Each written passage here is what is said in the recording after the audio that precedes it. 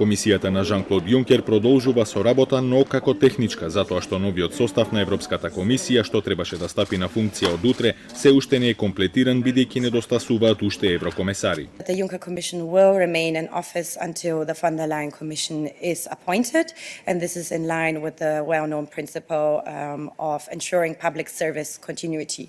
Техничката комисија на Јункер ќе биде со ограничени надлежности, како секојдневната административна работа и без прејудицирање на политичкиот избор на престојната комисија. Ongoing files or procedures dealing with which does not require any new initiative or politically sensitive choices to be made, exercising our role as guardian of the treaties, which notably covers infringements, urgent files or procedures which need to be dealt with immediately in view of applicable legal guidelines. Фон дер Лајен ја чека номинацијата на кандидат за комесар од Романија, а поради одлагањето на Брекзит инсистира и Обединетото кралство да го пополни своето место во комисијата со кандидат.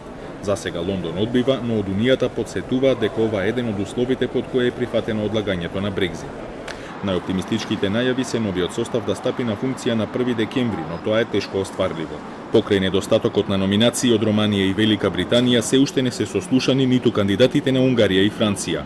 Откако ќе бидат прифатени кандидатурите и сослушани предложените кандидати, Европскиот парламент ќе треба да гласа за севкупниот состав на Европската комисија.